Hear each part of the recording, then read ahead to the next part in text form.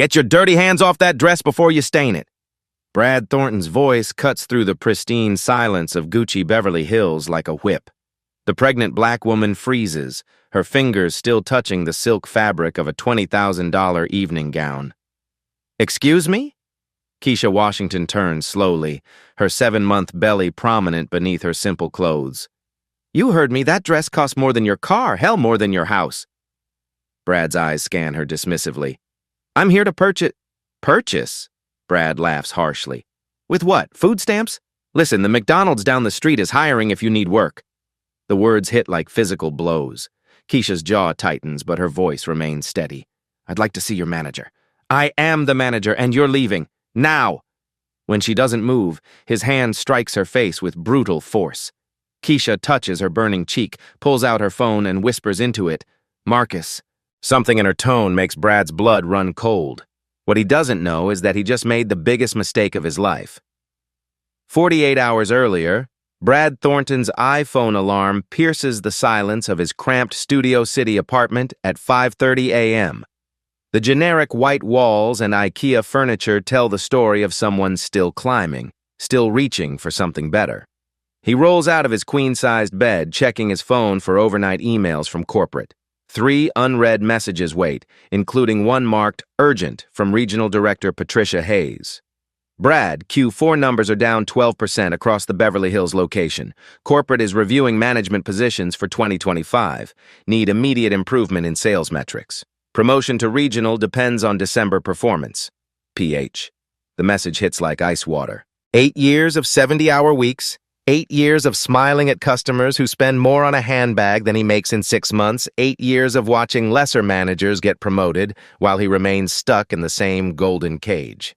He screenshots the email, adding it to a folder labeled Motivation that contains 47 similar messages spanning the last 3 years.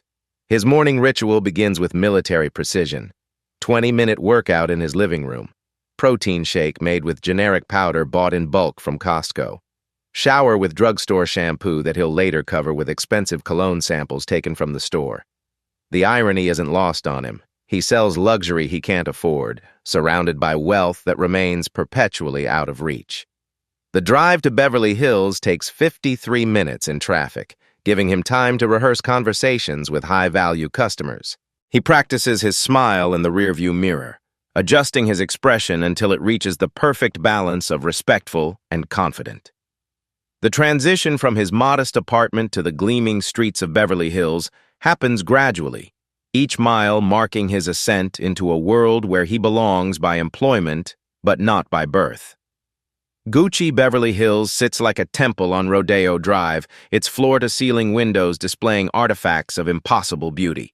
Brad arrives 30 minutes early, as always, using his security code to disable the alarm system. The silence inside feels sacred, each piece of merchandise arranged with museum-quality precision. He walks the perimeter slowly, adjusting handbags by millimeters, ensuring every surface gleams without fingerprints. The opening checklist takes exactly 27 minutes. Check inventory against yesterday's sales report. Verify cash drawer accuracy. Test security cameras, 12 angles covering every corner, every blind spot eliminated. Review the previous day's customer interaction notes, looking for patterns for opportunities missed. Sarah Carter, his assistant manager, arrives precisely at 8:45. Her punctuality, one of the reasons he trusts her above the other staff. Morning, Brad. Coffee? She holds up a Starbucks cup, the daily peace offering that maintains their professional relationship. Thanks. Did you see Patricia's email? Sarah's expression shifts, understanding immediately. They've worked together long enough for her to read the stress in his posture, the slight tension around his eyes that appears whenever corporate pressure intensifies. The promotion thing? December numbers decide everything. We can't afford any mistakes. The first customers arrive at 10 a.m. sharp. Mrs. Whitmore and her daughter, Beverly Hills royalty, who drop $15,000 without blinking. Brad activates his performance mode, becoming the person these customers expect. Knowledgeable, deferential, invisible until needed. He watches them browse, calculating commission percentages in his head, wondering if their casual purchase will be enough to move his monthly numbers into acceptable territory. By noon, the pattern is established. 6 customers, 4 sales, $38,000 in revenue. Respectable, but not exceptional. During his lunch break, Brad sits in the employee break room scrolling through LinkedIn, reading about former colleagues who've escaped retail management for corporate positions. Mark Thompson now works in luxury brand development. Jennifer Liu moved to corporate buying. Everyone seems to be advancing except him. "You know what the problem is?" he says to Sarah as they prepare for the afternoon shift. "The clientele is changing. People who can't afford to be here, treating this place like a tourist attraction." Sarah looks uncomfortable but doesn't respond. She's learned to navigate Brad's frustrations without commenting on the underlying implications. The afternoon brings a steady stream of browsers, tourists with cameras, young women taking Instagram photos, teenagers whose parents wait impatiently by the door. Each interaction feels like a test of Brad's patience, each just looking another reminder of the gulf between his customers and his prospects. At 3 p.m., he reviews the security footage from the previous week, a habit that's become obsessive. He studies customer behavior, looking for patterns that might explain declining sales. The footage reveals uncomfortable truths, subtle moments when his demeanor shifts based on customer appearance, microsecond judgments that affect his service quality. He tells himself it's about efficiency, about reading which customers are serious buyers versus casual browsers. The employee handbook sits on his desk, open to the section on inclusive customer service excellence. Corporate mandates that all customers receive identical treatment regardless of appearance, background, or perceived purchasing power.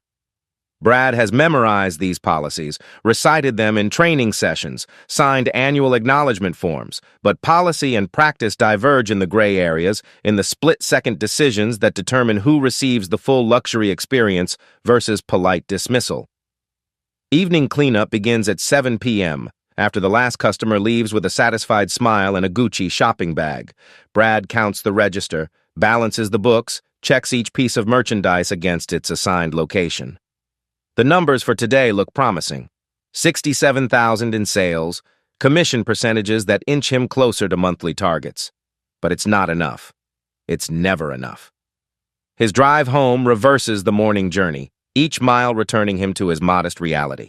The apartment feels smaller after spending 10 hours surrounded by marble and gold fixtures. He microwaves dinner while reviewing tomorrow's schedule, planning approaches for customers he's never met, rehearsing responses to objections he can't predict. Before sleep, Brad sets his alarm and checks the corporate email one more time. No new messages, but the morning will bring fresh pressure, new targets, another day of proving his worth to people who see him as replaceable. The promotion to regional represents everything he's worked toward: escape from customer service, elevation to strategy, the respect that comes with making decisions instead of executing them.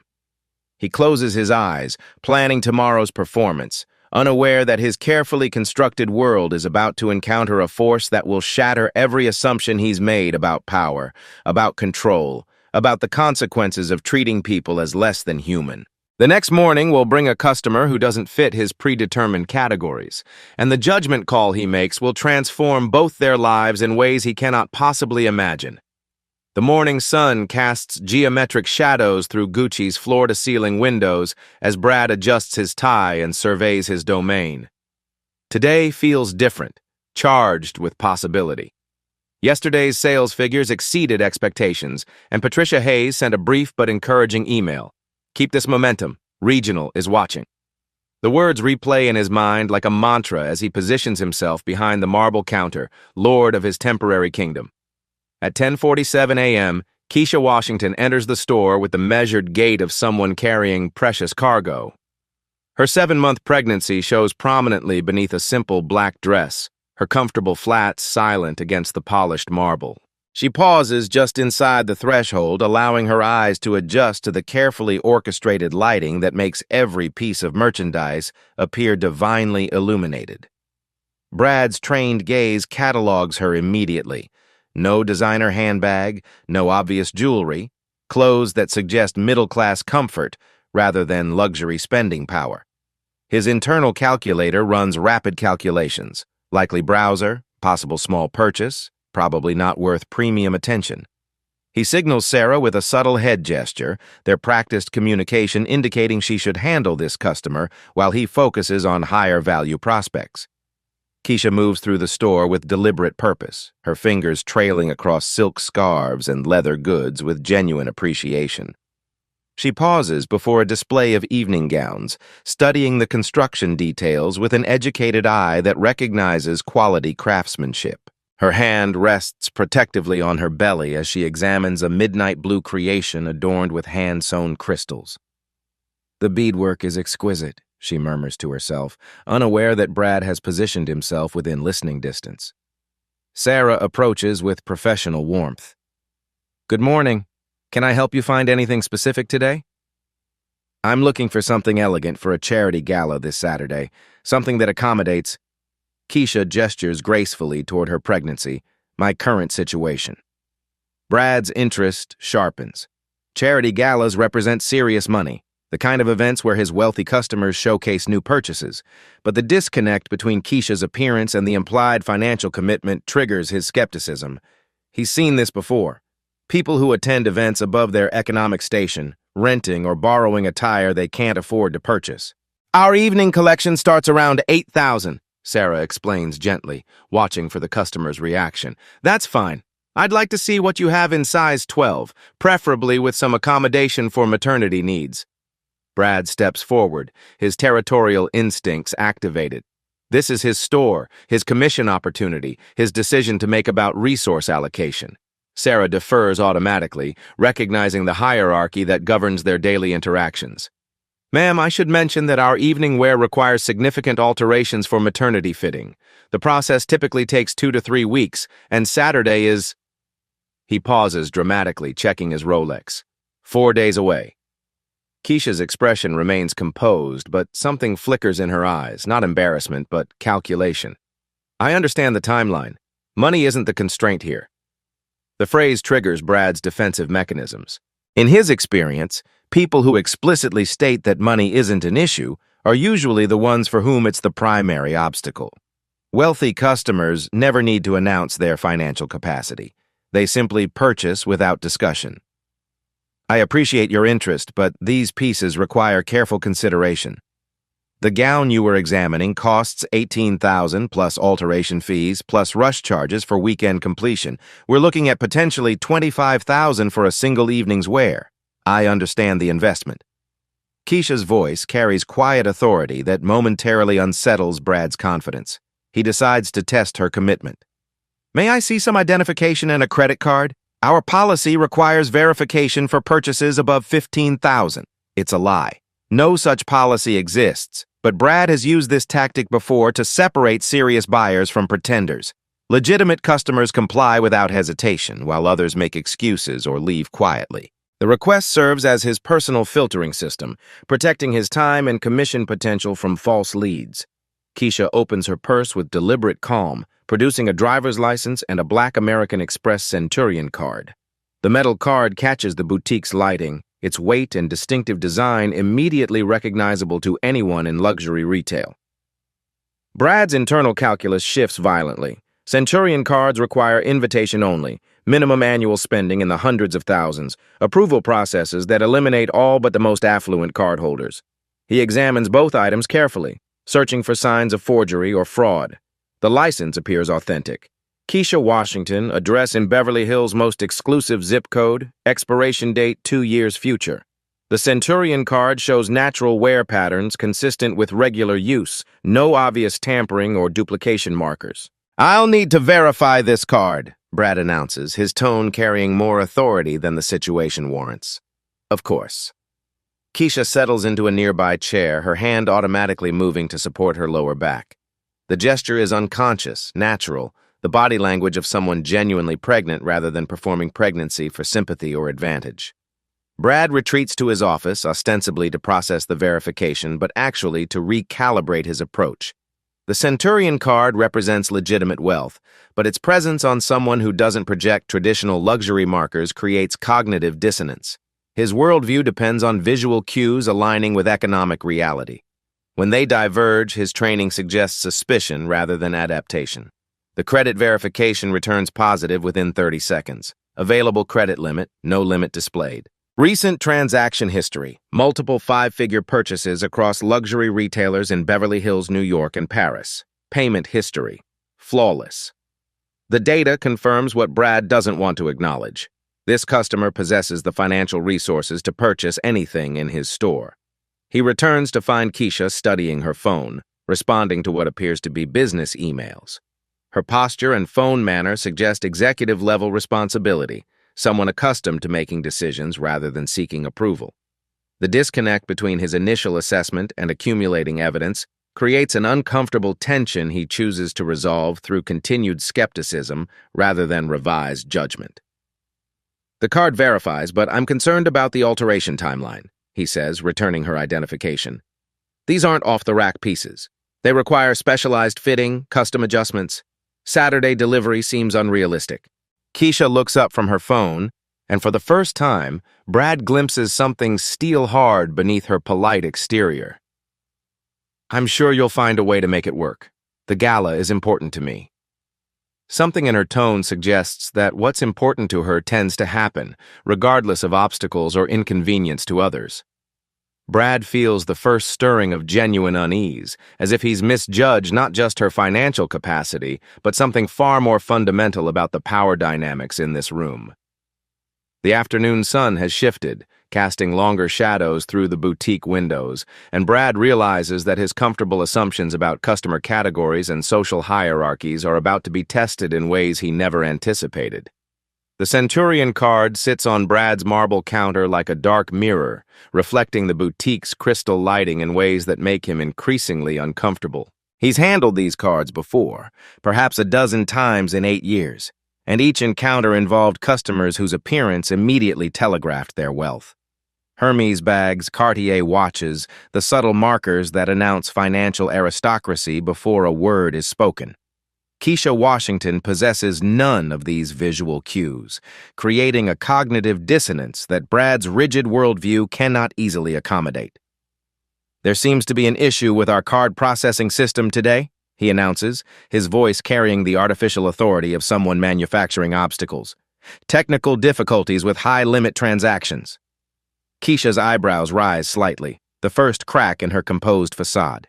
I see. What would you suggest? The question hangs in the air between them, loaded with implications Brad doesn't yet understand. Her tone remains perfectly professional, but something underneath suggests this isn't the first time she's encountered institutional resistance disguised as technical problems. Perhaps you could provide a secondary form of payment, or we could schedule the purchase for when our systems are fully operational.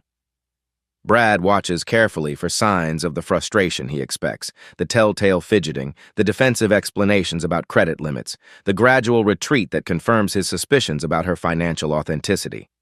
Instead, Keisha reaches into her purse and produces a second card, Platinum American Express, followed by a Chase Sapphire Reserve, then a Goldman Sachs private client card that Brad has never seen in person. Will any of these work with your system? She asks mildly. The array of premium credit cards creates an uncomfortable tableau on his counter. Each represents significant wealth, exclusive access, the kind of financial profile that should make him immediately deferential. Yet their presence on someone who doesn't conform to his visual expectations triggers deeper resistance rather than acceptance. The issue isn't the specific card, Brad improvises, his lie becoming more elaborate. It's the processing threshold. Corporate has implemented new security protocols for transactions above 20,000, enhanced verification requirements. Keisha shifts in her chair, one hand supporting her lower back while the other rests on her pregnant belly. The movement draws attention to her condition, emphasizing her vulnerability in this moment of manufactured difficulty. Any reasonable person would offer assistance, suggest she sit more comfortably, perhaps bring water or adjust the air conditioning. Brad notices her discomfort but interprets it as weakness rather than a call for basic human decency. What verification do you need? She asks. Employment documentation, recent tax returns, bank statements showing sufficient liquidity. The standard protocols for high-value purchases. Each requirement is fabricated, designed to create barriers that will encourage her departure. No luxury retailer demands tax returns for credit card purchases. The protocols he describes exist only in his imagination, weapons deployed to protect his time and commission potential from customers who don't meet his arbitrary standards. Keisha pulls out her phone and begins typing with swift efficiency. Should I have my accountant send the documents directly, or would you prefer I handle the transfer myself? The response deflates Brad's strategy. Customers who possess accountants willing to produce same-day documentation occupy rarefied financial territory. His manufactured obstacles are being met with resources he didn't anticipate, solutions that suggest depth of wealth rather than surface pretension. That won't be necessary, he says quickly, realizing his deception has reached its sustainable limit. Let me check with the corporate about expediting the verification process. He retreats to his office again, ostensibly to make official inquiries, but actually to regroup and develop a new approach. Through the glass partition, he watches Keisha respond to what appears to be urgent business communications. Her phone manner projects executive authority. Brief, decisive responses that suggest others wait for her decisions rather than the reverse. The contradiction between her modest appearance and obvious professional importance creates frustration rather than enlightenment. Sarah approaches his office door, her expression concerned. Brad, is everything okay with that customer? She seems legitimate to me. I'm handling it, he responds curtly, dismissing her observation. Sarah's judgment, while generally sound, lacks his years of experience reading customers. She sees surface politeness where he recognizes deeper patterns of deception and social climbing. When he returns to the showroom, Keisha has moved to examine other pieces, her attention focused on a collection of handbags that represent the store's highest margin items. She handles each piece with appreciation for craftsmanship details that casual browsers typically miss: the hand-stitching quality, the leather grain consistency, the hardware weight and finish. Her evaluation process suggests genuine expertise rather than performance. These are beautiful, she comments, examining a limited edition piece. Artisanship is exceptional. That particular bag has a waiting list, Brad interjects. It's reserved for our established clientele. Another lie deployed reflexively. The bag sits available for immediate purchase, but Brad's territorial instincts drive him to create artificial scarcity. In his experience, exclusivity tests reveal true buying intentions. Serious customers push back against restrictions, while pretenders accept dismissal gracefully. I understand, Keisha replies. Perhaps you could add me to the waiting list? Her response again defies his expectations. Instead of challenging the restriction or providing credentials that would justify special treatment, she accepts the process and requests inclusion. The reaction suggests someone accustomed to luxury retail protocols, familiar with waiting lists and allocation systems that govern high-end purchases. That would require establishing a purchase history first, Brad continues, adding layers to his fictional barriers. The waiting list prioritizes customers with significant annual spending. Keisha's phone buzzes with an incoming call. She glances at the screen, and for the first time, her composure shifts slightly. Not toward stress or anxiety, but toward the focused attention that indicates important business requiring immediate response. Excuse me, I need to take this, she says, moving toward the boutique's entrance for privacy. Brad watches through the window as she conducts what appears to be a complex business negotiation. Her body language projects confidence and authority, hand gestures that emphasize key points, facial expressions that suggest she's providing direction rather than receiving instruction. The conversation lasts several minutes, and when she returns, something subtle has changed in her demeanor. I apologize for the interruption, she says. Business doesn't always respect personal schedules. What kind of business? Brad asks, his curiosity finally overcoming his pretense of disinterest. Keisha smiles for the first time since entering the store, and the expression contains depths that make Brad suddenly inexplicably nervous. The kind that values efficiency and respects people's time. The words carry weight beyond their surface meaning, as if she's delivering a message rather than making conversation.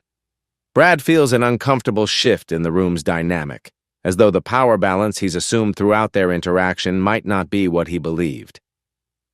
Outside, afternoon traffic begins building on Rodeo Drive, the familiar rhythm of Beverly Hills commerce continuing obliviously while inside the boutique, forces neither participant fully understands are aligning toward an inevitable collision. The atmosphere in Gucci Beverly Hills has grown thick with unspoken tension, like the heavy air before a thunderstorm. Brad's manufactured obstacles have created a standoff that neither participant seems willing to abandon. Keisha stands near the evening gown display, her hand resting on her pregnant belly, while Brad positions himself between her and the merchandise like a guard protecting sacred relics from unworthy hands. Sarah watches from behind the accessories counter, her discomfort growing with each passing minute. 8 years of working retail have taught her to recognize dangerous customer interactions, moments when pride and prejudice override common sense in customer service training. The current situation exhibits all the warning signs of an incident that will require damage control, corporate notifications, and potentially legal review. Her instincts scream at her to intervene, but Brad's hierarchical authority keeps her frozen in place. "Ma'am, I think we've reached an impasse here," Brad announces, his voice carrying the finality of someone who believes he holds ultimate authority. "Our verification processes are quite thorough, and rushing them would compromise our security protocols." The lie flows smoothly from his lips, polished by years of practice in creating barriers for customers he deems unworthy. He's perfected the art of institutional gatekeeping using corporate language to mask personal prejudices, transforming discrimination into policy enforcement. Keisha turns slowly, and something in her movement suggests a decision has been reached. Not the frustrated retreat Brad expects, but a shift toward a different kind of engagement altogether. Her posture straightens despite her pregnancy, projecting an authority that seems to emerge from some deep reservoir of confidence that Brad has consistently underestimated. "I understand you have procedures," she says, her voice maintaining its professional calm. "But I also understand when those procedures are being selectively applied." The accusation hangs in the air like a challenge, cutting through Brad's pretense with surgical precision. He feels heat rising in his chest, the familiar anger that surfaces when his authority is questioned by people who don't understand the complexity of his position. He spent 8 years mastering the delicate balance of luxury retail, learning to navigate between corporate demands and customer expectations, developing instincts that separate serious buyers from time wasters. "I don't appreciate the implication," he responds, his professional mask slipping slightly. "I treat all customers according to the same standards. Do you?" Keisha's question carries the weight of someone who has observed his interactions throughout the morning, cataloging the differential treatment that Brad considers normal business practice. She's watched him defer to other customers with obvious wealth markers, seen the immediate service and respectful attention they received without question or verification.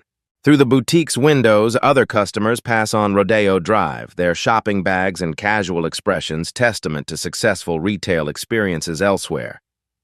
Mrs. Whitmore exits Harry Winston with a smile and a distinctive shopping bag, having completed a transaction that probably exceeded Keisha's intended purchase by several multiples. The contrast couldn't be sharper. 2 very different retail experiences occurring within the same luxury corridor. "Ma'am, I'm going to have to ask you to leave," Brad says, his voice rising slightly as his control over the situation continues to deteriorate. "You're disrupting other customers." The store contains no other customers. The lie is transparent, desperate, revealing the extent to which Brad's rational judgment has been compromised by his need to maintain control over a situation that increasingly defies his understanding. His territorial instincts have transformed customer service into a power struggle that he's determined to win at any cost. "I'm not disrupting anyone," Keisha replies calmly, her composure contrasting sharply with Brad's growing agitation. "I'm trying to make a purchase." "A purchase you clearly can't afford," Brad snaps, his filter finally failing completely. "This isn't a place for people like you to play pretend." The words escape before his professional training can contain them, revealing the prejudices that have guided his behavior throughout their interaction. Sarah audibly gasps from across the store, recognizing the legal and professional catastrophe Brad has just created. Customer discrimination based on race represents grounds for immediate termination, civil liability, and corporate crisis management that could destroy careers and damage brand reputation. Keisha's expression doesn't change, but something shifts in her eyes. Not anger, but a kind of cold recognition. She's heard these words before, faced these assumptions in boardrooms and business meetings, learned to navigate a world where her appearance triggers judgments that her accomplishments contradict. The familiar sting of prejudice washes over her, but underneath runs a current of something harder, more dangerous. "People like me?"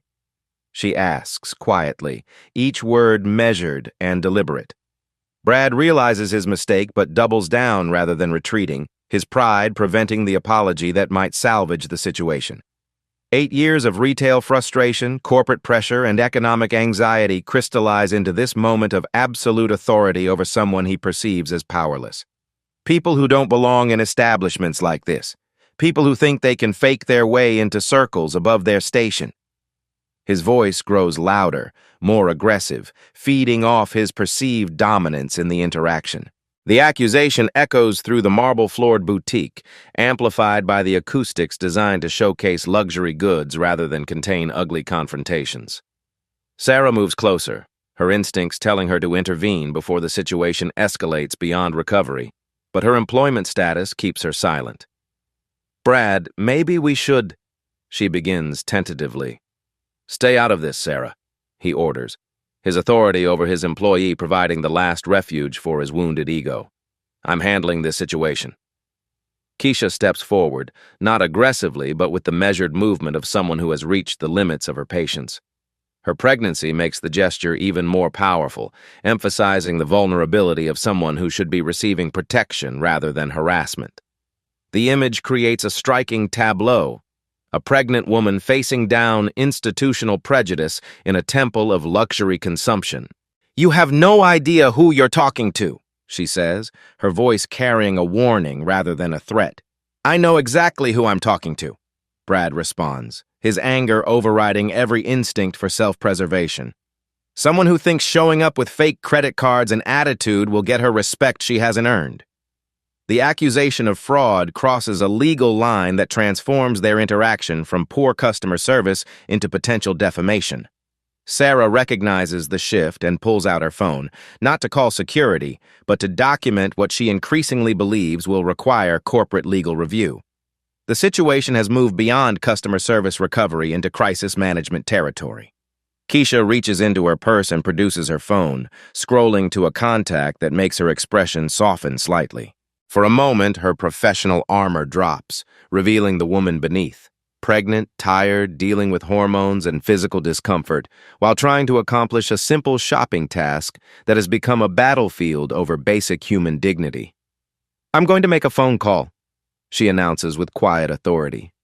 "When I'm finished, you're going to wish you had treated me with basic human decency."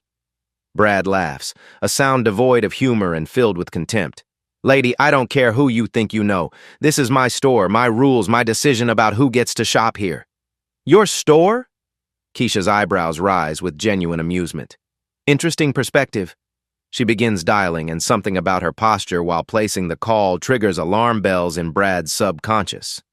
This isn't someone calling for support or validation. This is someone activating resources, initiating processes that will have consequences he cannot predict or control.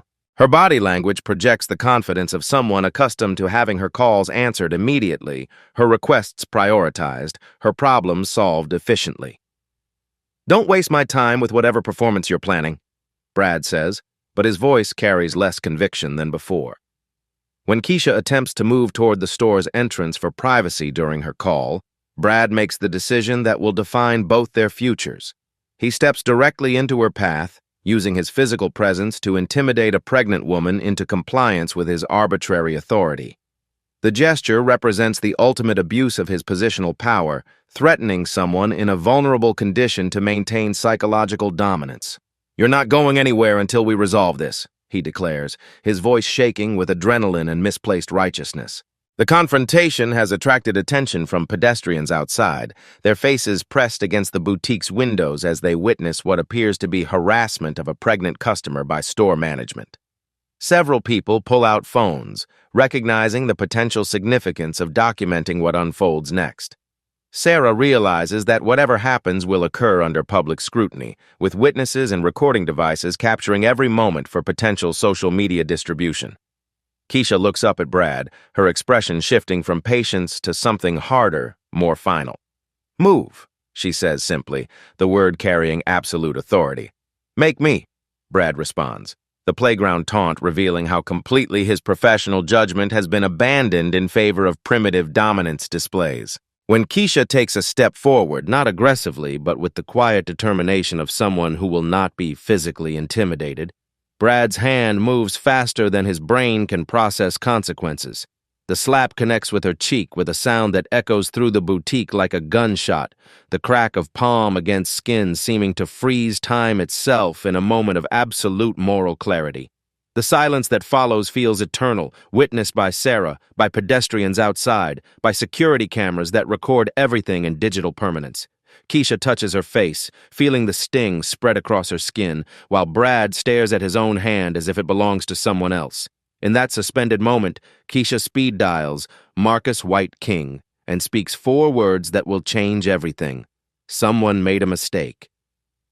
The 34th floor of Goldman Sachs Tower gleams with the sterile perfection of financial power. Marcus Washington sits behind a curved desk made from a single piece of Brazilian rosewood, his attention divided between 6 monitors displaying real-time market data from around the globe. Numbers cascade in green and red streams, cryptocurrency valuations, forex movements, algorithmic trading patterns that respond to his commands with mechanical precision. At 34, Marcus controls financial networks that most people cannot comprehend.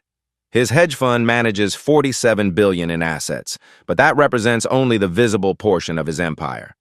Underground, he orchestrates cryptocurrency movements that can destabilize entire national economies, manipulates market sentiment through carefully timed social media campaigns, and maintains relationships with power brokers who prefer to operate in shadows rather than boardrooms. His phone displays 17 missed calls from various business contacts, but when Keisha White King appears on the screen, everything else becomes irrelevant.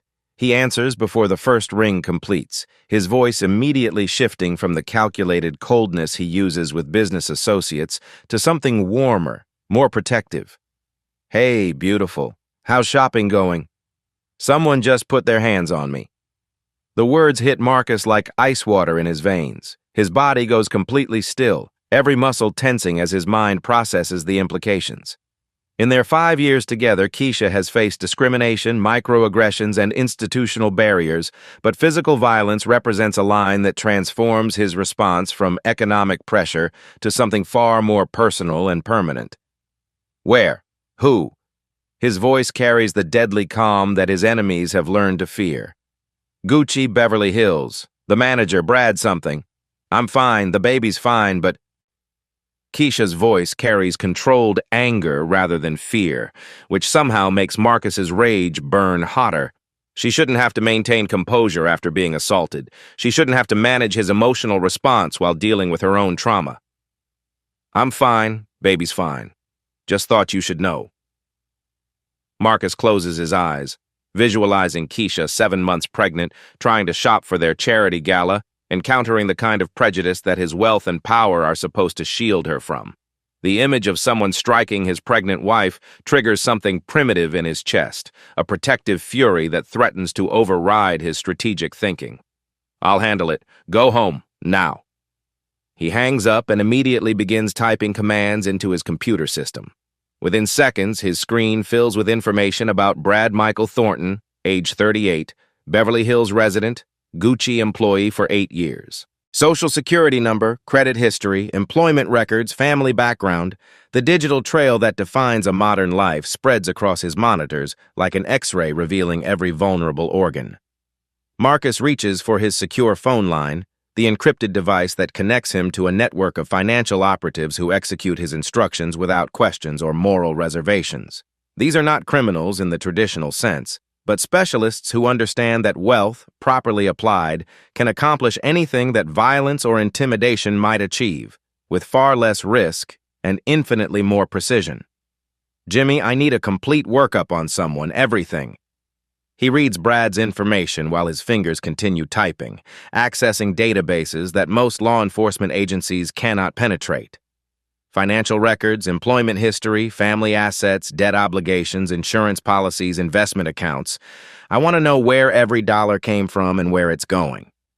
The response comes back within minutes.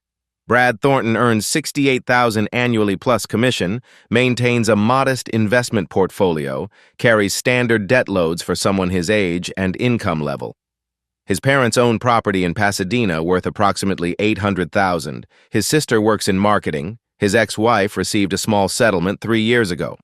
A perfectly ordinary financial profile belonging to someone who has just made an extraordinarily dangerous enemy. Marcus opens a new application that connects him to currency markets operating beyond traditional regulatory oversight. His fingers move across the keyboard with surgical precision, initiating a sequence of events that will unfold over the coming hours like dominoes arranged by a master strategist. Brad Thornton's world will collapse not through dramatic gestures, but through the methodical application of economic pressure at every vulnerable point in his life. The first strike targets Brad's credit score. A few keystrokes trigger algorithmic trading patterns that create artificial debt obligations, phantom charges that will appear on his credit report as legitimate financial commitments. His score will drop by 200 points within the hour, automatically triggering review clauses in his existing loan agreements.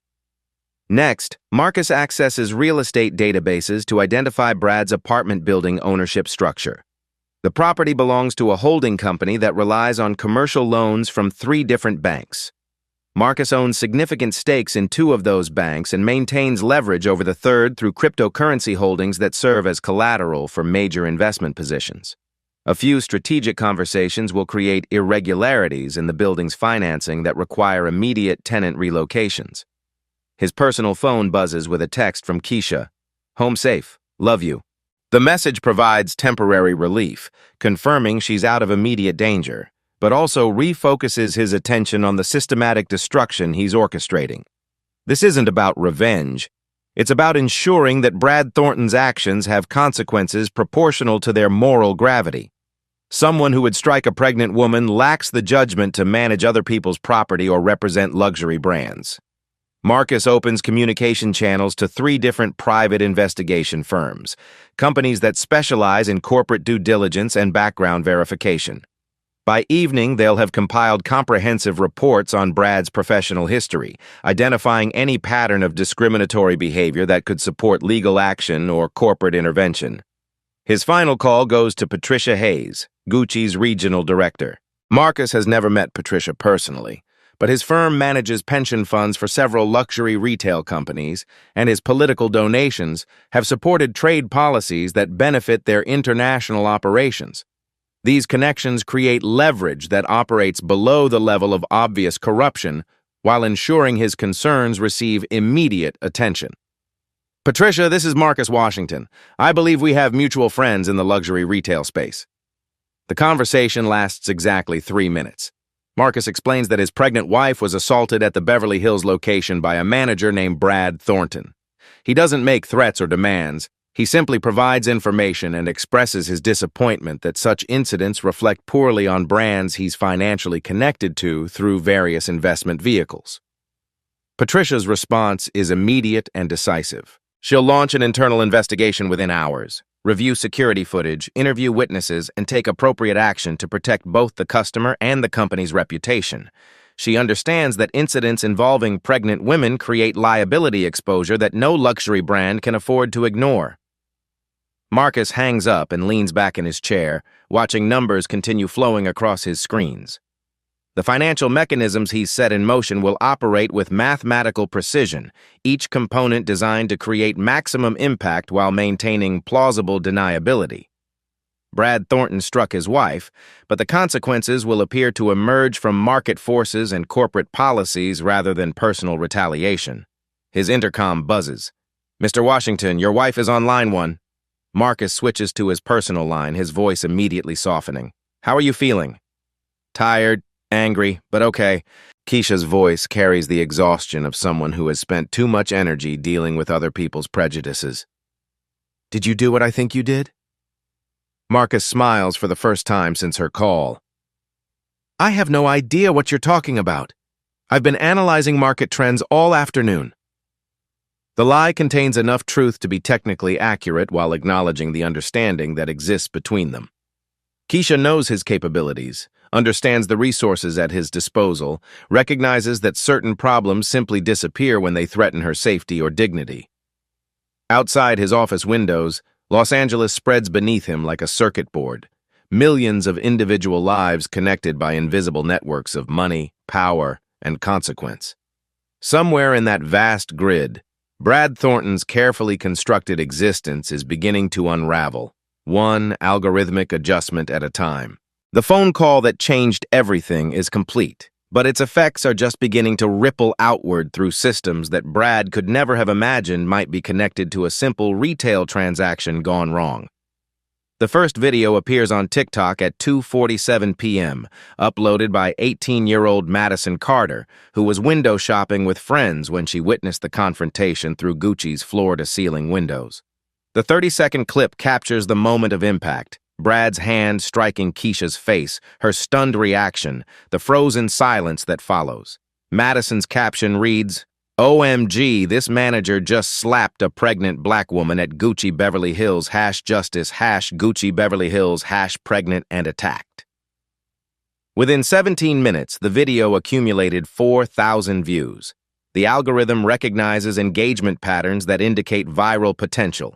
Rapid sharing, emotional comments, the kind of moral outrage that transforms casual scrollers into active participants. TikTok's recommendation engine begins pushing the content to users who engage with social justice topics, luxury retail content, and pregnancy-related material.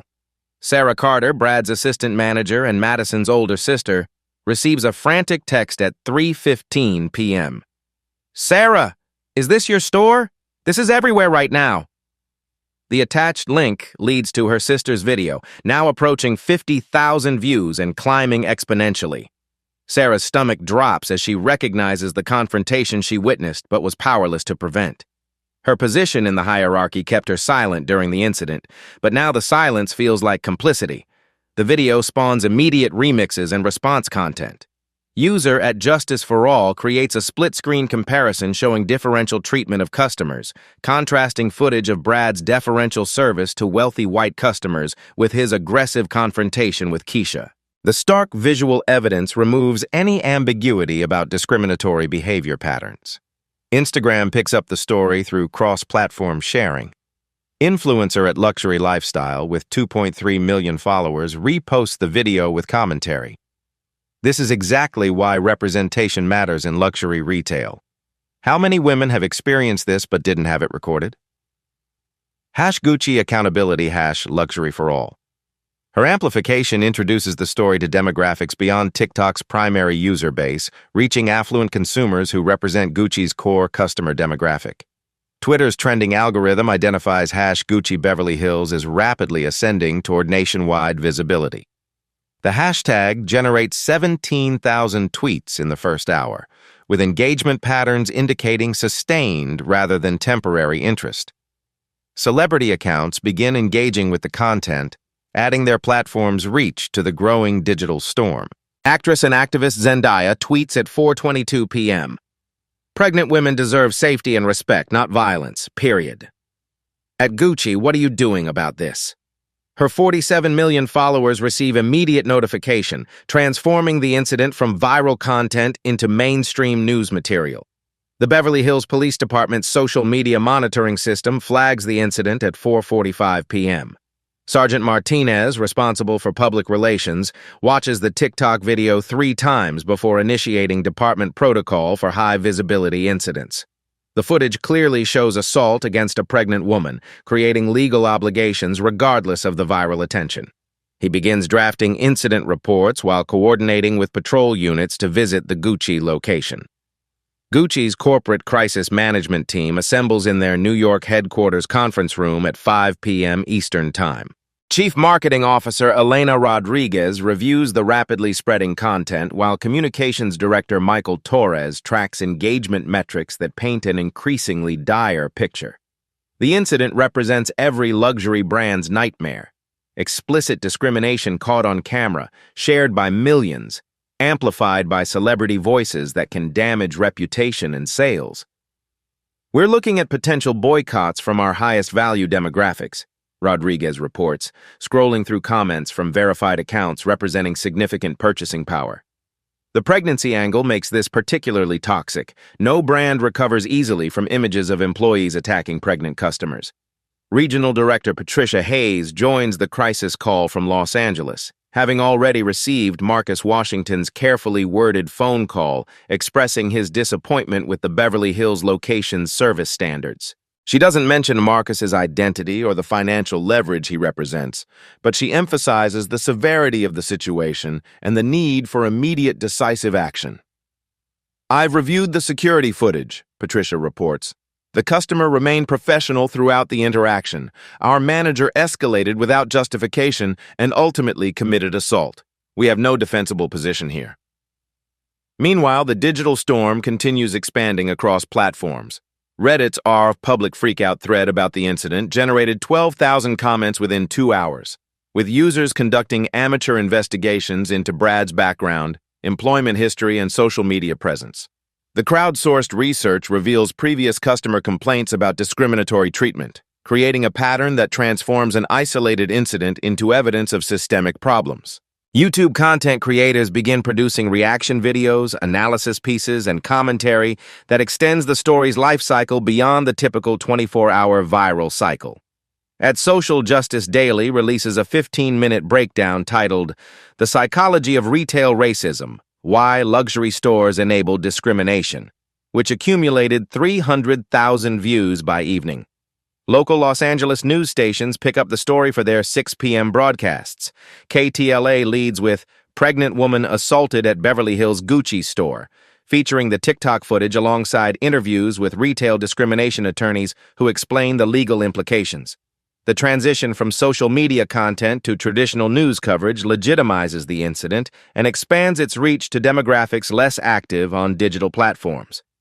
Brad Thornton remains unaware of the digital storm until 6:30 p.m., when his phone begins receiving notifications from friends and family members who've seen the viral content. His personal Facebook account, Instagram profile, and LinkedIn presence become targets for users seeking to express their outrage directly. The comments range from angry but civil criticism to explicit threats that force him to make his profiles private. His apartment buzzer rings repeatedly as local news crews arrive seeking statements. Through his window, Brad can see reporters setting up cameras on the sidewalk, transforming his modest building into a media staging area. Neighbors emerge to investigate the commotion, some recognizing him from news footage and pointing in his direction.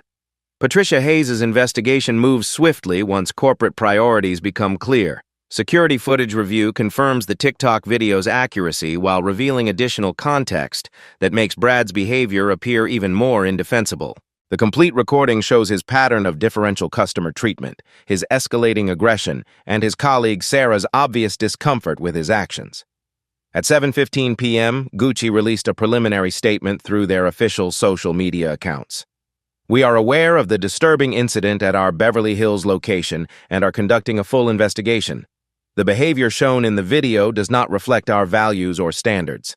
We are committed to providing respectful service to all customers and will take appropriate action based on our findings."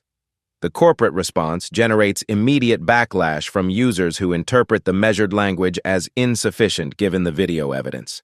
Comments demand immediate termination, policy changes, and personal accountability from corporate leadership. The carefully crafted PR statement fails to contain the growing anger and actually amplifies criticism by appearing to minimize the severity of assaulting a pregnant customer. Stock market impact becomes visible in after-hours trading as Kering SA, Gucci's parent company, drops 2.3% on higher than normal volume.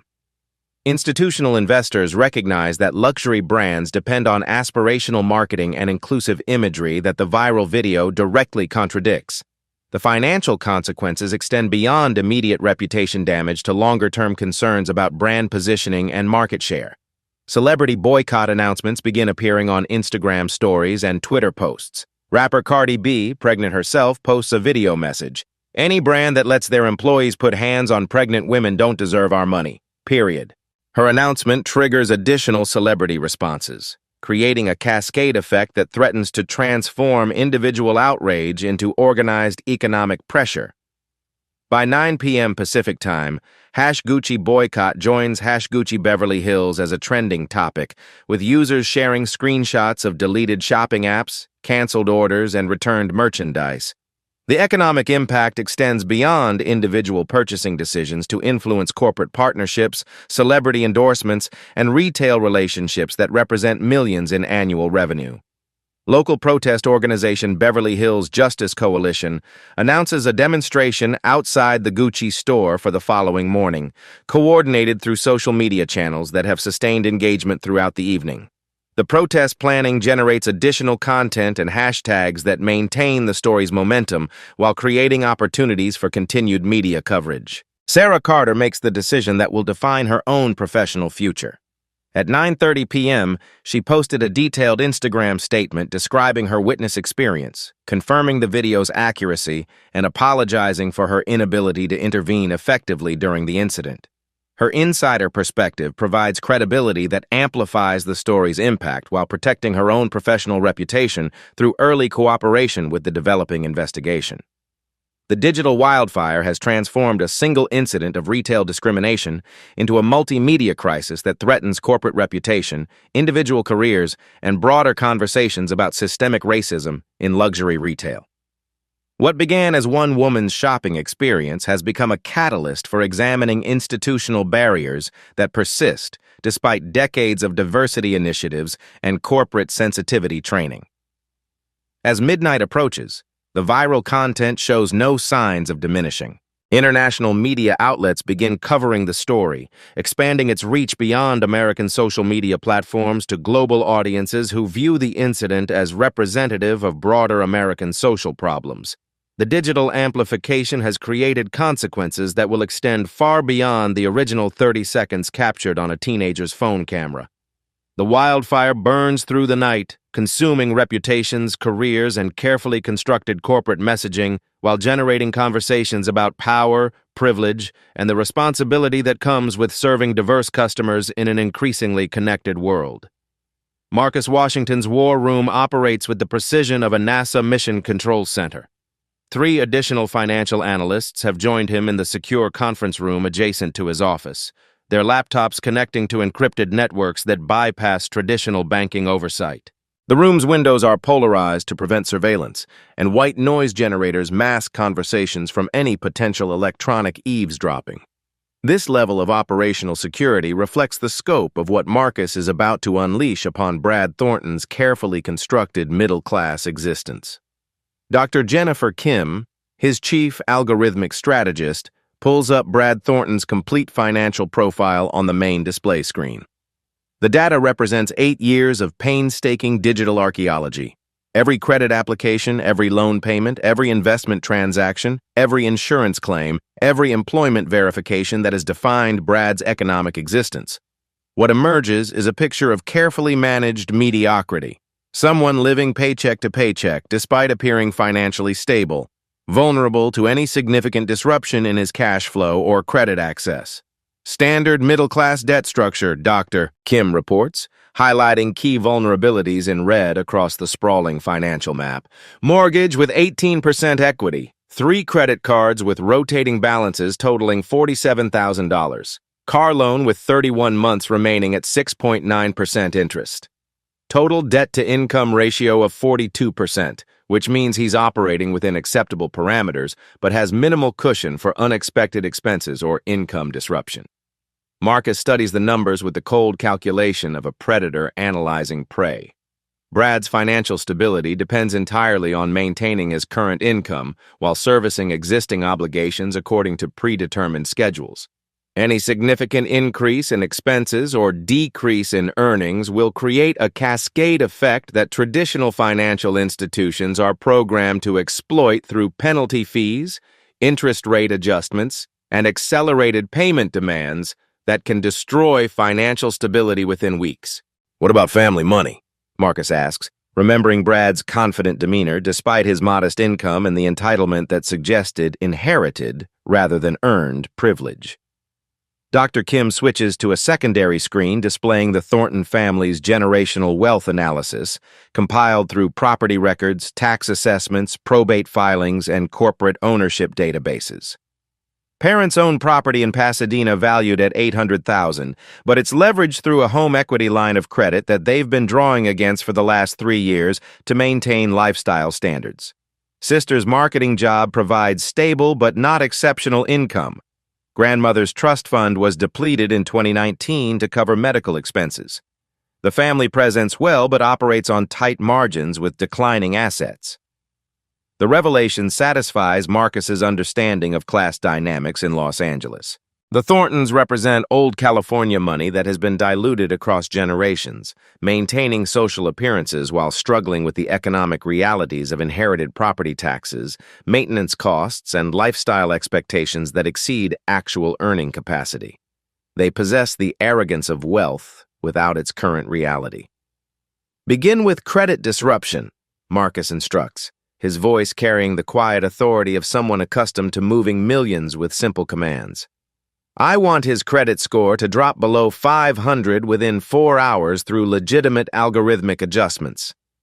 The strategy relies on exploiting algorithmic vulnerabilities in credit reporting systems that prioritize automation over human verification. Dr. Kim initiates a series of phantom transactions that appear as legitimate debt obligations, utility deposits for addresses Brad has never visited, insurance policies for vehicles he doesn't own, subscription services that his digital profile suggests he might purchase, medical payment plans for procedures his insurance should have covered.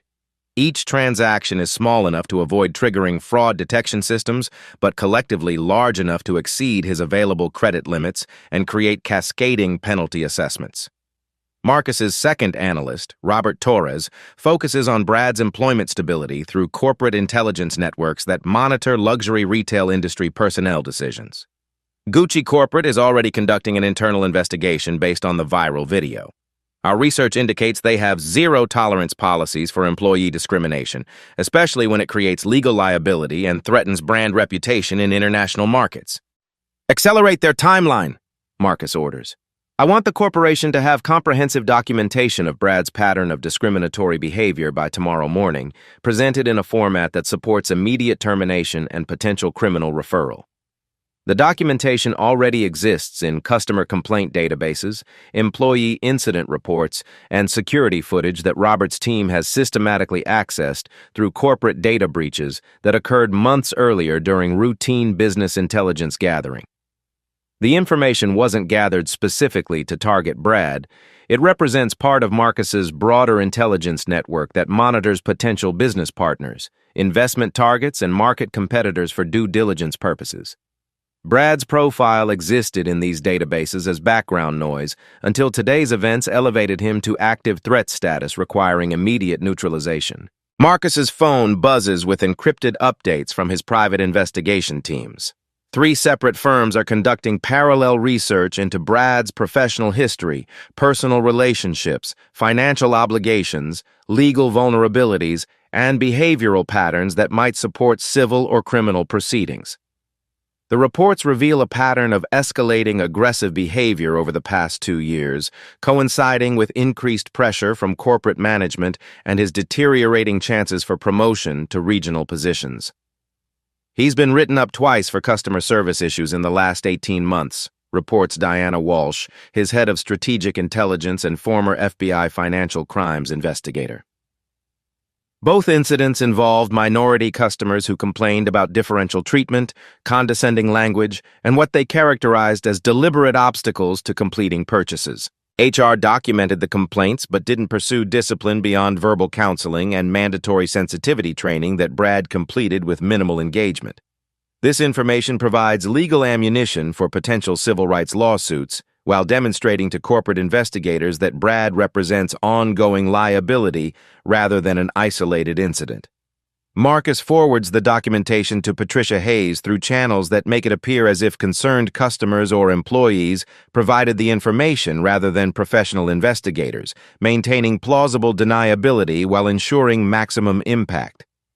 The next phase targets Brad's housing stability through real estate market manipulation that will appear entirely coincidental. Marcus accesses property ownership records for Brad's apartment building, discovering that it's owned by Meridian Properties, a real estate investment trust that manages 47 buildings across Los Angeles County and maintains a conservative tenant screening policy designed to minimize liability exposure. Marcus's hedge fund owns preferred shares in Meridian Properties, purchased 2 years earlier as part of a diversified real estate portfolio that provides voting rights and board representation. A phone call to Meridian's CEO takes exactly 90 seconds and focuses on risk management rather than personal vendettas. Marcus doesn't mention Brad specifically. Instead, he expresses concern about the company's tenant screening procedures and suggests that enhanced background checks might prevent residents whose behavior could create liability exposure for property owners. He mentions having seen news coverage about retail employees involved in discrimination incidents and wonders whether such individuals represent acceptable tenancy risks given potential civil lawsuits, media attention, and the possibility of protests or demonstrations that could disrupt other tenants. The conversation plants seeds that will germinate into policy changes requiring additional tenant documentation, credit verification, criminal background checks, and behavioral assessments for all lease renewals. Brad's lease renewal application, due in 6 weeks, will face scrutiny that his deteriorating credit score, emerging legal problems, and viral notoriety cannot possibly survive. Marcus's cryptocurrency operations provide additional leverage through their connections to Brad's banking relationships and the broader financial services ecosystem. The First National Bank of Beverly Hills, where Brad maintains his primary checking account, processes settlement payments for several cryptocurrency exchanges that Marcus controls through shell companies incorporated in jurisdictions with favorable financial privacy laws. A few strategic transactions create artificial volatility in their crypto settlement accounts, forcing the bank to implement enhanced fraud monitoring protocols that automatically flag accounts showing unusual activity patterns. The banking industry's automated risk assessment systems interpret the combined signals: declining credit score, viral media attention, potential legal exposure, cryptocurrency-related transaction anomalies, as indicators of money laundering or fraud potential that require immediate investigation. Brad's accounts are automatically flagged for enhanced monitoring that will freeze transactions above $500 pending manual review, create holds on direct deposits until source verification is completed, and require in-person identity confirmation for any significant banking activities. The restrictions will make it nearly impossible for him to access his own money while appearing to result from legitimate anti-fraud protocols. Dr. Kim provides real-time updates on the credit destruction campaign as algorithms continue working through the night. His FICO score has dropped to 547 as of 11 p.m. The algorithmic trading patterns we've implemented will continue generating negative credit events throughout the night as phantom obligations are reported to credit bureaus. By morning, he'll be below 480, which triggers automatic reviews of all his existing credit facilities and potential immediate payment demands. The mortgage company's automated systems will receive notification of Brad's credit score decline at 6 a.m. through industry-standard credit monitoring services, initiating a mandatory financial review process that requires updated employment verification, income documentation, asset statements, and potentially immediate payment of outstanding balances if his financial stability appears compromised. The car loan company will implement similar protocols, while his credit card companies adjust his available limits to reflect increased default risk, potentially reducing his available credit to zero. Marcus opens secure communication channels with 3 different law firms that specialize in civil rights litigation and have track records of successful discrimination settlements against major corporations. He doesn't provide specific case details. Instead, he mentions having learned about a potential discrimination incident involving a pregnant client and suggests that the firms might want to conduct proactive outreach to ensure the victim receives appropriate legal representation for what could be a significant federal civil rights case. The lawyers recognize the opportunity presented by a viral discrimination incident with clear video evidence, sympathetic victim, corporate defendant with deep pockets, and media attention that will pressure settlement negotiations. Within hours, they'll be contacting Keisha with offers of free legal consultation, transforming what might have remained a personal grievance into a federal civil rights lawsuit with potential for significant monetary damages and systemic policy changes. Robert Torres reports progress on corporate pressure campaigns designed to ensure Brad's termination occurs in the most damaging possible manner. Patricia Hayes has scheduled an emergency meeting with Gucci's legal department for 8 a.m. tomorrow. The documentation we've provided gives them grounds for immediate termination and potential criminal referral to local prosecutors for assault charges. The termination seems inevitable, but Marcus wants to ensure that Brad's employment ends in a way that maximizes future legal and financial consequences. Make sure they understand the importance of documenting everything properly for potential litigation support. They need to create records that show Brad was a known problem employee whose behavior was inadequately addressed.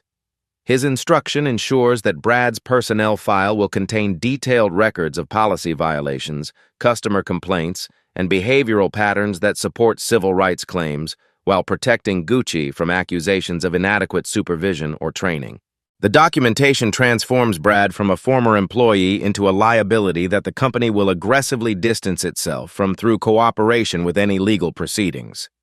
The insurance dimension of Marcus's strategy targets Brad's personal liability coverage through industry databases that track high-risk individuals and automatically adjust coverage terms. Auto insurance companies regularly review customer profiles for behavior that indicates increased risk exposure.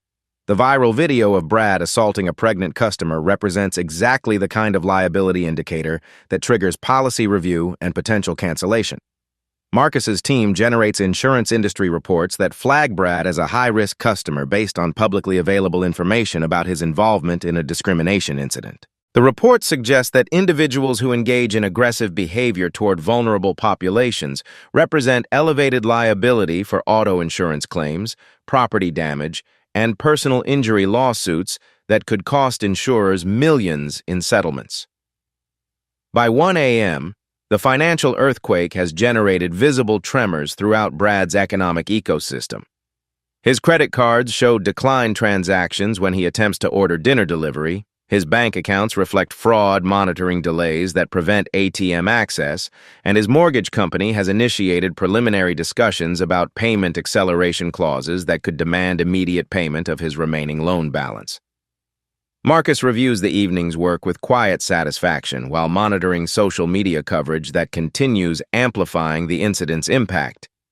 Brad Thornton struck his pregnant wife, but the consequences will unfold through legal and financial channels that create permanent records and lasting accountability. Unlike physical retaliation, economic warfare leaves paper trails that support legitimate legal proceedings while ensuring that Brad's actions follow him indefinitely through credit reports, employment background checks, and legal databases. Phase 2 begins tomorrow morning.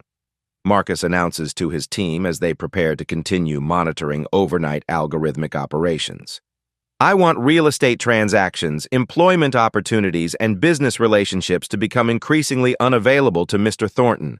Nothing illegal, nothing directly traceable, just the natural consequences of being identified as someone who assaults pregnant women.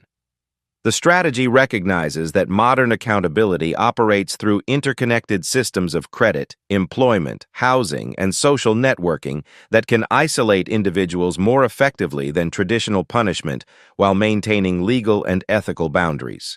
Brad's viral notoriety will make him unemployable in luxury retail, uninsurable for personal liability, and unrentable in any property managed by companies concerned about tenant behavior and potential legal exposure. As Marcus finally leaves his office at 2 a.m., Brad Thornton's carefully constructed middle-class existence is dissolving through algorithmic adjustments and systematic pressure that will accelerate exponentially throughout the following day. The financial earthquake has only just begun, and its aftershocks will continue reshaping Brad's reality until he understands the true cost of putting his hands on someone who turned out to possess resources he never imagined possible. The war room's computers continue operating through the night, executing trades and generating reports that transform personal justice into market forces, ensuring that tomorrow will bring consequences that no amount of apology or corporate damage control can possibly reverse. The Beverly Hills Police Department receives the first formal complaint at 6:23 a.m. when Detective Sarah Mills arrives to find 17 voicemails demanding investigation into the assault captured on viral video.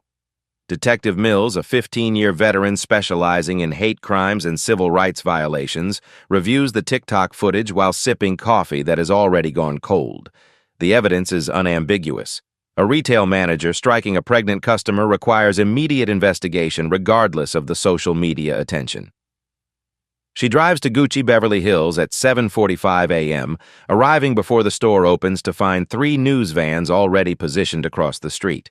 The reporters recognize the significance of police involvement, transforming what began as viral outrage into a criminal investigation with potential federal civil rights implications. Detective Mills notes the security cameras positioned throughout the store's exterior and interior, recognizing that comprehensive video evidence will either corroborate or contradict the social media footage. Patricia Hayes arrives 30 minutes early for her emergency meeting with corporate legal, her stomach churning as she reviews the documentation that mysteriously appeared in her inbox overnight.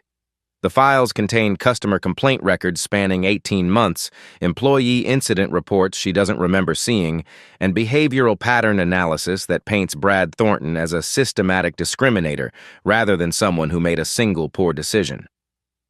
The legal team's conference call begins at 8 a.m. sharp with participants from New York headquarters, Los Angeles regional office, and external counsel specializing in employment law and civil rights litigation. Chief Legal Officer Margaret Foster reviews the overnight developments with growing alarm. Viral video with millions of views, celebrity boycott announcements, police investigation initiated, and documentation suggesting the company failed to address known discriminatory behavior. "We're looking at potential liability in multiple jurisdictions," Foster explains to the assembled team. "Federal civil rights violations, state assault charges, employment discrimination claims, and possible negligent supervision if we can demonstrate that management knew about his behavior patterns and failed to take corrective action." Patricia presents the overnight documentation with carefully neutral language that doesn't reveal her suspicions about its convenient timing and comprehensive nature.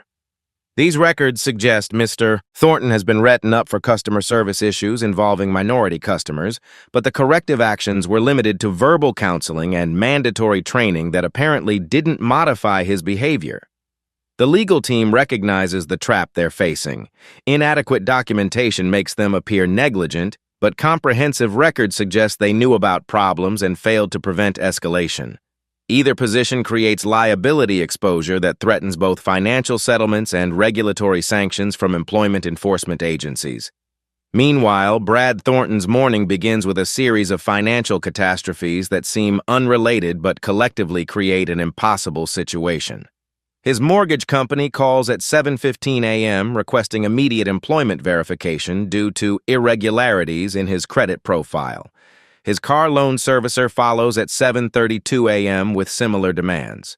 By 8 a.m., all 3 of his credit cards have been suspended pending fraud investigation. His bank account shows a hold on his direct deposit pending source verification, effectively freezing his access to the paycheck he received 2 days earlier. The automated customer service system provides no explanation beyond enhanced security protocols, and transfers him to fraud prevention specialists who aren't available until business hours. Sarah Carter, Brad's assistant manager, arrives at work to find Detective Mills waiting in the parking lot. The detective's questions focus on witness testimony about the previous day's incident, but Sarah recognizes that her responses will determine both the investigation's direction and her own professional survival. She provides a detailed, honest account that confirms the viral video's accuracy while emphasizing her attempts to de-escalate the situation. "Mr. Thornton became increasingly agitated throughout the interaction," Sarah explains, choosing her words carefully. "The customer remained professional and calm, but he seemed to interpret her composure as defiance or disrespect. When she tried to leave, he blocked her path and became physical." Detective Mills records the interview while noting Sarah's obvious discomfort with defending her supervisor's behavior. The assistant manager's testimony provides corroboration that transforms the incident from a he said, she said dispute into documented assault with credible witness verification. Corporate investigators arrive at 9 a.m. to conduct their internal review while the store remains closed to customers. Security footage from 12 different camera angles provides comprehensive documentation of the entire incident, revealing details that the viral video couldn't capture. The complete recording shows Brad's pattern of differential treatment, his escalating aggression, and the clear racial dynamics that influenced his behavior. The investigators discover additional footage from the previous week showing similar patterns. Subtle but unmistakable differences in how Brad interacts with customers based on their apparent race, age, and perceived economic status. The evidence suggests systematic discrimination rather than an isolated incident, strengthening potential civil rights claims while undermining any corporate defense based on employee training or policy enforcement. Brad's attempts to reach Patricia Hayes go directly to voicemail as corporate damage control protocols isolate him from decision-making processes. His union representative, contacted for emergency consultation, reviews the viral video and advises immediate resignation rather than fighting termination. The evidence is too clear, the public attention too intense, and the legal exposure too significant for any realistic defense strategy. Private investigation reports commissioned by Marcus's team begin reaching their intended recipients through carefully orchestrated channels. Employment attorneys receive comprehensive documentation of Brad's discriminatory behavior patterns. Civil rights organizations obtain copies of customer complaints that were inadequately addressed. Local prosecutors receive legal analysis suggesting federal hate crime charges might be appropriate given the assault's racial dynamics. The financial pressures intensify throughout the morning as algorithmic systems continue generating negative credit events. Brad's car insurance company initiates policy review based on behavioral risk indicators that could result in coverage cancellation. His renter's insurance follows similar protocols. His cell phone carrier flags his account for payment review after his automatic payment method is declined due to banking holds. Keisha Washington meets with civil rights attorney David Carter at 10 a.m. in his Century City office overlooking the same Beverly Hills corridor where yesterday's incident occurred. Attorney Carter has reviewed the viral video, investigated Brad's background, and researched Gucci's corporate policies regarding customer service and discrimination prevention. His preliminary assessment suggests significant damages, potential, and strong likelihood of successful federal civil rights litigation. The video evidence is unambiguous, Carter explains while reviewing legal precedents displayed on his conference room screens. Assault of a pregnant woman, clear racial dynamics, corporate entity with deep pockets and reputation concerns. The challenge will be demonstrating that this represents systematic discrimination rather than individual misconduct. The legal strategy focuses on pattern evidence that transforms Brad's behavior from isolated incident into institutional failure. Carter's team has already identified similar complaints against other luxury retailers, suggesting industry-wide discrimination problems that federal enforcement agencies might want to address through comprehensive settlements and court-supervised policy changes. Corporate headquarters reaches the inevitable conclusion by 11 a.m.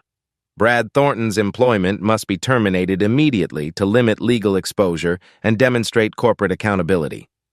The termination package includes comprehensive documentation of policy violations, witness statements, and security footage that will support cooperation with any criminal investigation while protecting the company from negligent supervision claims. Patricia Hayes delivers the termination notification via phone call that lasts exactly 3 minutes.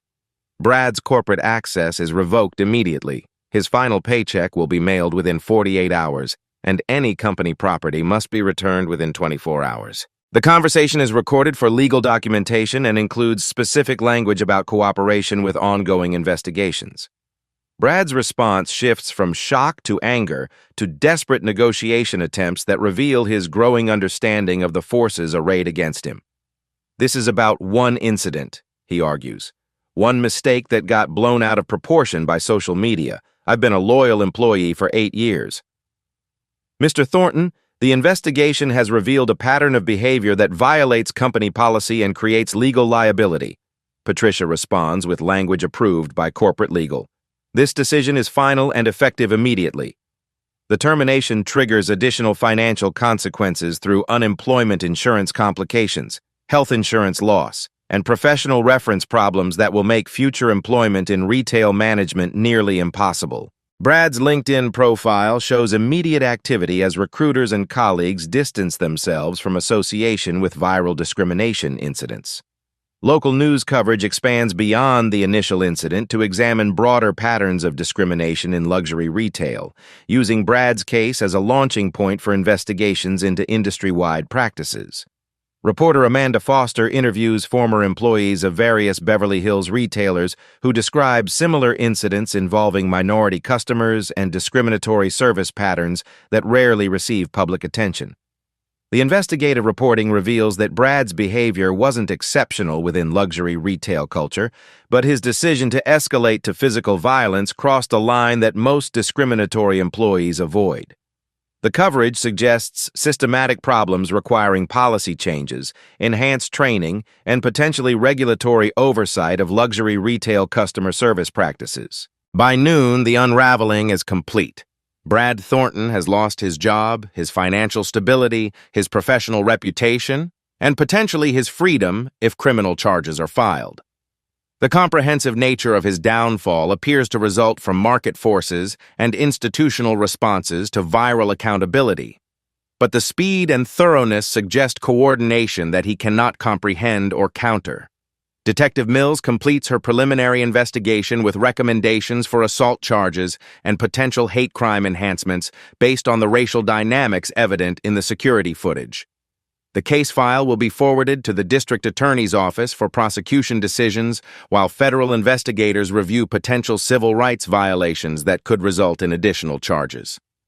The viral video that started as customer outrage has evolved into comprehensive accountability through legal, financial, and professional channels that ensure lasting consequences. Brad's attempt to exert power over someone he perceived as vulnerable has resulted in the complete destruction of his own power and status, demonstrating that in an interconnected world, abuse of authority can trigger responses far beyond the original victim's ability to seek individual justice.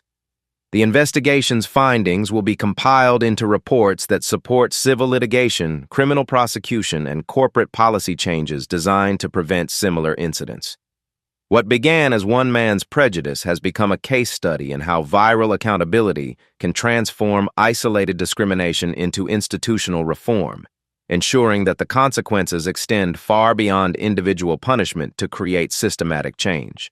The unraveling is complete, but its implications will continue rippling through luxury retail industry practices, legal precedents, and social media accountability mechanisms that make abuse of power increasingly costly for those who believe their authority protects them from consequences. The Beverly Hills Hotel's Crystal Ballroom transforms into a media staging area by 9 a.m., its opulent chandeliers casting light on equipment that will broadcast Keisha Washington's first public statement since the viral incident. 47 journalists from local, national, and international outlets arrange cameras and recording equipment, while social media influencers stream live coverage to audiences that collectively number in the millions. The press conference represents a carefully orchestrated moment of accountability that will define the narrative for ongoing legal and social consequences. Keisha enters at precisely 10 a.m., 8 months pregnant now, her presence commanding immediate silence from the assembled media. She wears a navy blue dress that emphasizes her condition while projecting professional authority. Her appearance designed to remind viewers that the victim of Brad Thornton's assault was a vulnerable pregnant woman rather than a threatening adversary. Attorney David Carter flanks her left side, while a representative from the Beverly Hills NAACP stands to her right, creating visual symbolism that frames the incident within a broader civil rights context. "Good morning," Keisha begins, her voice carrying the calm authority that Brad Thornton so catastrophically misread 2 days earlier. "I'm here to address the incident at Gucci Beverly Hills and to discuss what it reveals about systemic discrimination in luxury retail environments that affects countless customers who don't have access to the resources that enabled my response." Her opening statement immediately elevates the discussion beyond personal grievance to institutional analysis, positioning her as an advocate for broader change rather than someone seeking individual vindication. The strategic framing transforms media coverage from sensational celebrity drama into serious examination of discriminatory business practices that require policy solutions. "Let me be clear about what happened," Keisha continues, activating a large screen that displays security footage from multiple camera angles. "This wasn't a misunderstanding or a personality conflict. This was systematic discrimination that escalated to physical assault when I refused to accept differential treatment based on my appearance." The footage plays in slow motion, each angle revealing details that the original viral video couldn't capture. Brad's body language throughout the interaction demonstrates increasing agitation not with Keisha's behavior, but with her refusal to conform to his expectations about how someone of her perceived social status should respond to his authority.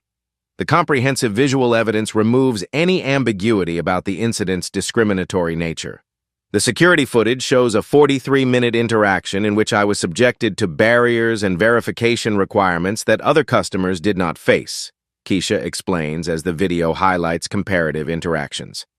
"When I produced valid identification and legitimate credit cards, additional obstacles were created. When I remained professional despite these barriers, the situation escalated to physical violence." Attorney Carter steps forward to address the legal dimensions that transform personal injury into federal civil rights violation. "Our investigation has revealed that Mr. Thornton's behavior represents a pattern of discriminatory treatment spanning 18 months and affecting dozens of customers. This isn't an isolated incident, but evidence of institutional failure to address known discriminatory practices." The legal framing introduces documentation that Marcus's investigators compiled and strategically leaked to ensure maximum impact. Customer complaint records, employee witness statements, and behavioral pattern analysis paint Brad as a systematic discriminator whose actions violated federal civil rights laws while creating corporate liability for inadequate supervision and training. "We've filed a federal civil rights lawsuit against both Mr. Thornton individually and Gucci Corporation," Carter announces, distributing legal documents to reporters who immediately begin photographing key passages. The suit seeks monetary damages, but more importantly, comprehensive policy changes that will prevent similar discrimination against future customers. The lawsuit demands extend beyond financial compensation to include mandatory bias training for all employees, enhanced corporate oversight of customer service interactions, and regular audits by independent civil rights organizations.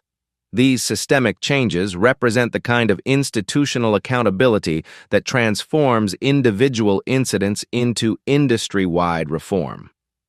Keisha resumes control of the narrative with personal testimony that humanizes the legal and policy discussions.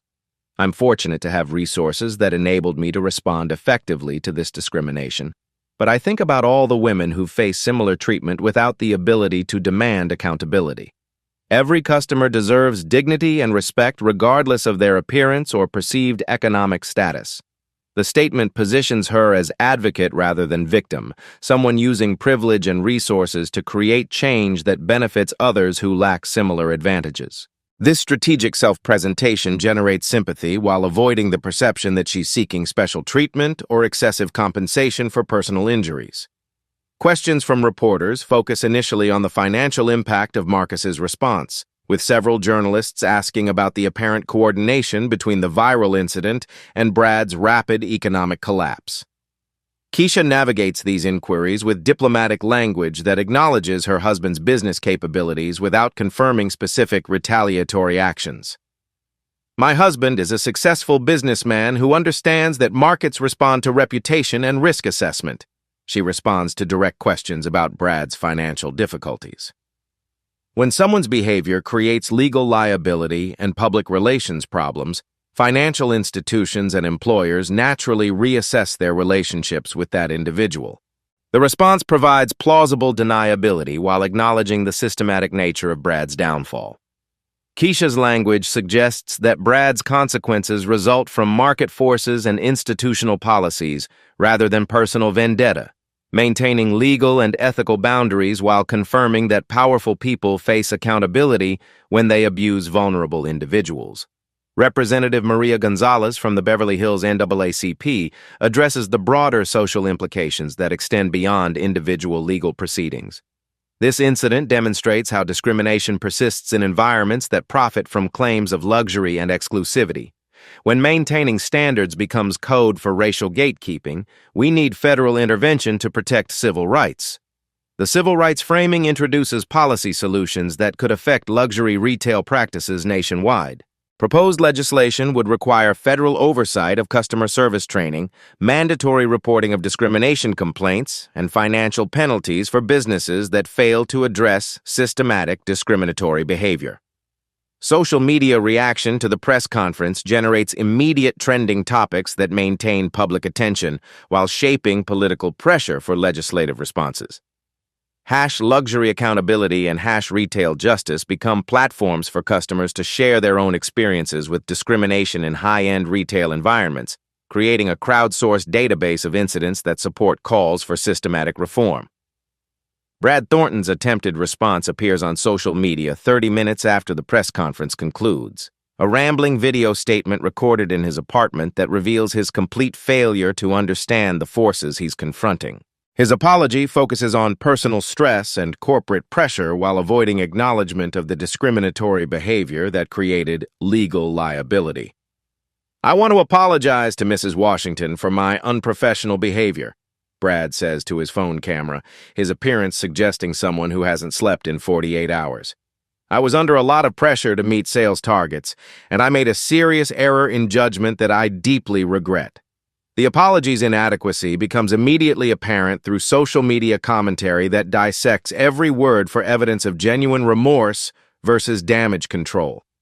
Brad's focus on his own pressure and stress while minimizing the discriminatory nature of his actions generates additional outrage rather than sympathy, demonstrating his continued failure to understand the moral and legal implications of his behavior.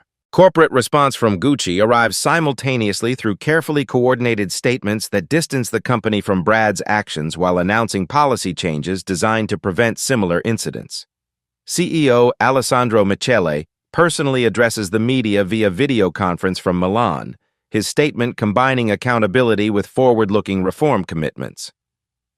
"The behavior shown in this incident violates every principle that guides our company's relationship with customers," Michelle states, while flanked by diversity and inclusion executives. "We have terminated Mr. Thornton's employment and implemented enhanced training protocols that will ensure all customers receive respectful service regardless of their background or appearance."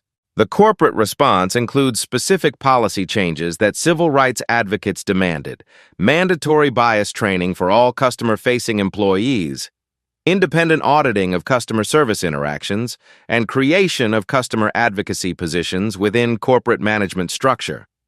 These changes represent exactly the kind of institutional accountability that transforms individual incidents into systematic reform. Financial market reaction to the press conference demonstrates the economic impact of viral accountability on corporate reputation and stock performance. Kering SA, Gucci's parent company, continues declining in European markets, while analysts downgrade luxury retail stocks based on concerns about discrimination liability and potential boycott movements affecting the entire sector. Celebrity engagement amplifies the press conference's impact through social media platforms that reach demographics beyond traditional news consumption. Oprah Winfrey tweets support for Keisha's advocacy while announcing her intention to use her platform to examine discrimination in luxury retail environments. Rihanna posts Instagram stories showing her own experiences with differential treatment in high-end stores, adding her voice to calls for systematic change. The celebrity amplification transforms the press conference from news event into cultural moment that generates sustained attention and political pressure for legislative responses. Entertainment industry support provides mainstream legitimacy while maintaining focus on institutional rather than individual solutions. Legal experts appearing on cable news programs throughout the afternoon analyze the federal civil rights lawsuit's potential impact on luxury retail industry practices.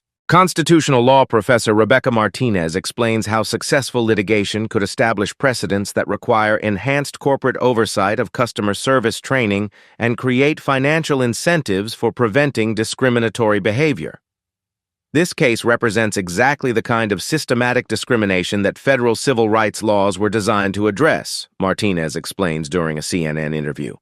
When companies profit from exclusivity while engaging in racial gatekeeping, federal intervention becomes necessary to protect constitutional rights. The academic analysis provides an intellectual framework for policy discussions while validating the legal strategy that positions individual discrimination within a broader constitutional and civil rights context. Legal scholarship supports the argument that luxury retail discrimination requires federal rather than state-level solutions. As evening approaches, the press conference's impact becomes measurable through social media engagement, news coverage, and corporate policy announcements that extend far beyond the original incident. Keisha's strategic presentation has transformed viral outrage into sustained accountability that generates legal, financial, and policy consequences extending throughout the luxury retail industry. The public reckoning demonstrates how individual incidents can catalyze systematic change when victims possess resources and platforms necessary to demand institutional accountability.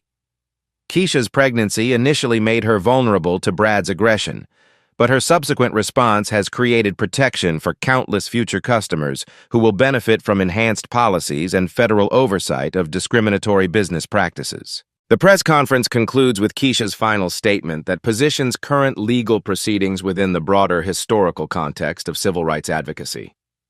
Change happens when individuals refuse to accept discrimination as normal business practice. Today's accountability creates tomorrow's protection for everyone who believes that dignity and respect should be universal rather than privileges reserved for people who look a certain way or carry specific credit cards.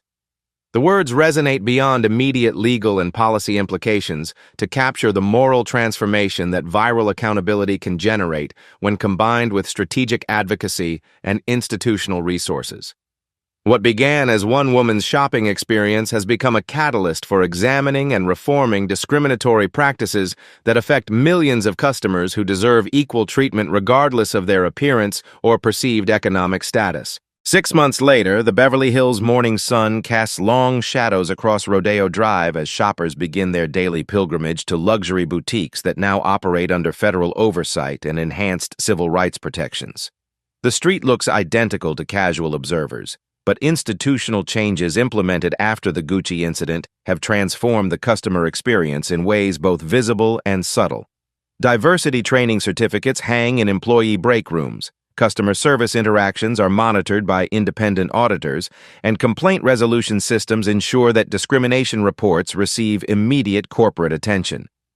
Keisha Washington emerges from her Tesla Model S in the parking structure beneath Saks Fifth Avenue, her 3-month-old daughter sleeping peacefully in a carrier designed by engineers who understand both luxury and functionality. The baby's presence transforms Keisha's shopping experience from routine retail transaction into symbolic victory.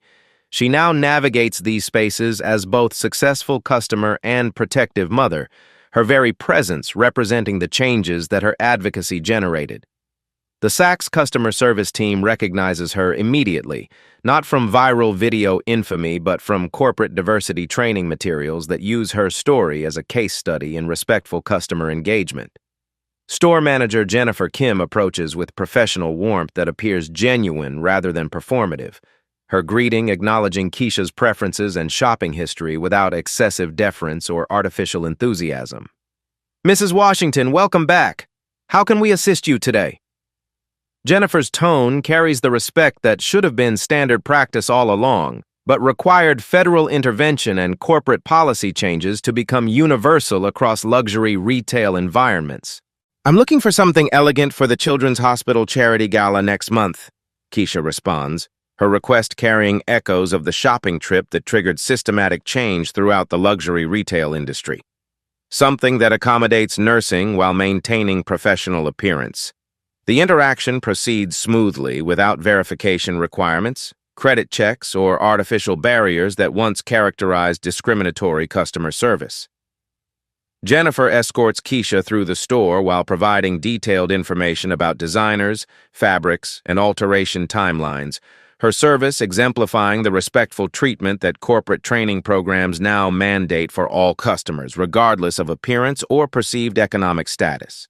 Across the street, the Gucci Beverly Hills location operates under new management, following the comprehensive corporate restructuring that resulted from federal civil rights litigation. Brad Thornton's former position has been eliminated in favor of a team-based customer service model that prevents individual employees from wielding discriminatory authority over customer access to merchandise or services. The changes represent exactly the kind of institutional accountability that transforms individual incidents into systematic protection. Brad himself works at a discount electronics retailer in Van Nuys, his fall from luxury retail management to commission-based sales representing the natural consequences of viral accountability and systematic discrimination. His financial recovery remains incomplete despite 18 months of credit rehabilitation efforts. The algorithmic destruction of his economic foundation created permanent damage that continues affecting his housing options, insurance coverage, and employment opportunities. His modest apartment reflects the economic reality of someone whose discriminatory behavior generated consequences that extended far beyond immediate termination. The living space contains furniture from secondhand stores and electronics that represent practical necessity rather than aspirational consumption. Brad's transformation from gatekeeper of luxury goods to someone excluded from the economic circles he once policed demonstrates how quickly social hierarchies can reverse when individual authority exceeds institutional protection. The discrimination incident's legal resolution provided financial compensation that Keisha used to establish the Washington Foundation for Retail Justice, a nonprofit organization that monitors luxury retail practices and provides legal support for customers experiencing discriminatory treatment. The Foundation's Beverly Hills office occupies space 3 blocks from the original Gucci incident, its location serving as both practical headquarters and symbolic reminder that accountability mechanisms now exist where once only individual vulnerability prevailed. Foundation Director Dr. Angela Torres reviews monthly reports that document discrimination complaints, corporate compliance with federal oversight requirements, and the measurable improvement in customer service equity across luxury retail environments. The data confirms that systematic change is possible when individual incidents generate sustained institutional pressure rather than temporary public attention. Discrimination complaints are down 67% across monitored luxury retailers. Dr. Torres explains during her monthly presentation to foundation donors and civil rights advocates. More importantly, complaint resolution times have improved by 83%, suggesting that companies are taking discrimination reports seriously rather than dismissing them as isolated customer service issues. The Foundation's success demonstrates how strategic advocacy can transform viral moments into lasting institutional change. Keisha's response to Brad's discrimination created legal precedents, corporate policies, and federal oversight mechanisms that protect countless customers who lack the resources to demand individual accountability for discriminatory treatment.